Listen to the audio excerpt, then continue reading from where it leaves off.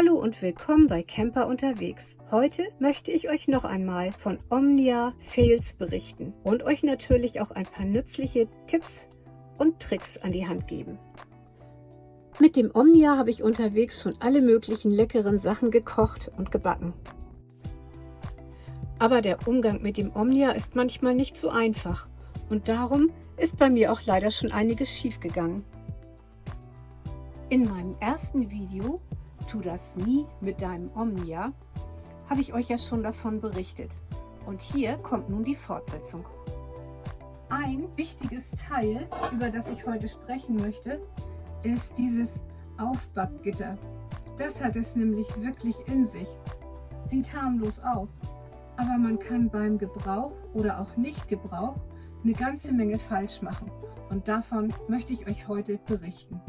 Hier wollte ich eigentlich leckeren Blätterteig backen, aber weicher Teig, der fällt durch das Aufbackgitter durch. Und ihr seht schon, als ich die Stücke umgedreht habe, war sogar die Marmelade ausgelaufen. Die Stücke schmeckten zwar noch gut, aber optisch sind die nun wirklich nicht der Hingucker.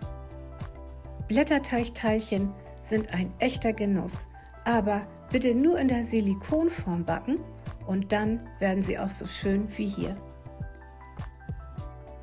Um Muffins im Omnia zu backen, braucht man sich nicht extra die Muffinform anzuschaffen. Es ist auch okay, wenn man Papierförmchen verwendet. Die Papierförmchen stellst du nun aber nicht direkt in die Silikonform. Dann ist das Ergebnis nämlich so. Hier hätte ich gleich einen richtigen Kuchen backen können. Die Muffins gehen nahtlos ineinander über und sind völlig zerlaufen. Stell einfach die Papierförmchen auf das Aufbackgitter und dann befüllst du sie. Es ist egal, ob du vorher die Silikonform in den Omnia hineintust oder ob du das Aufbackgitter einfach so in die Aluform stellst. Eine Viertelstunde backen, genauso lange wie zu Hause im Backofen und dann genießen.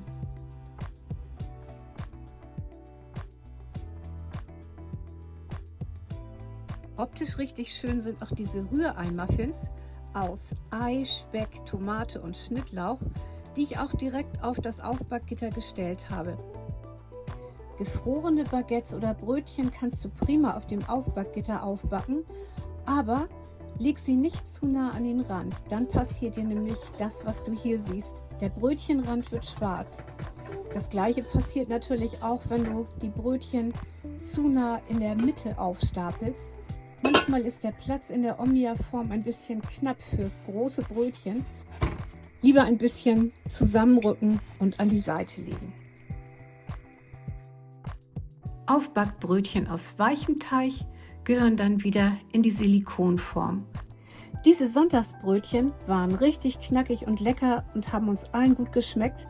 Aber wie ihr seht, ist die Unterseite ein bisschen dunkel geraten. Ich hätte eine niedrigere Gasstufe wählen sollen.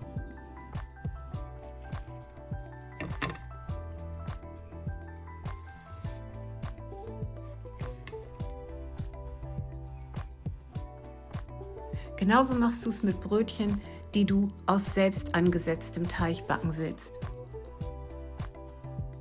Die tust du also auch direkt in die Silikonform.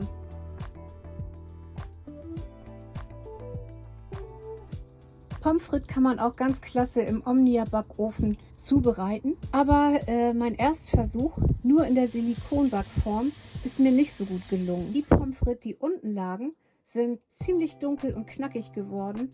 Die oben waren eher weich und hell geblieben.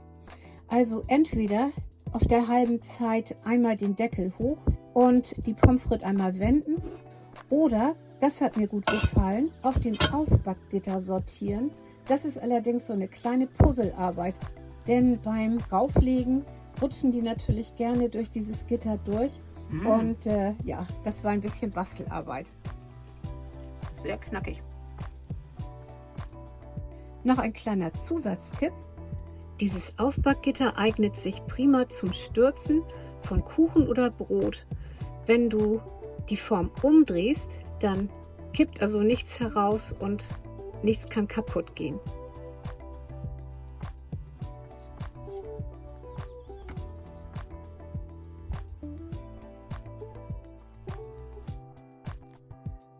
Hat dir mein Video gefallen? Dann freue ich mich sehr über einen Daumen hoch und natürlich über ein Abo. Und dann sehen wir uns bestimmt bald wieder bei Camper unterwegs. Tschüss für heute!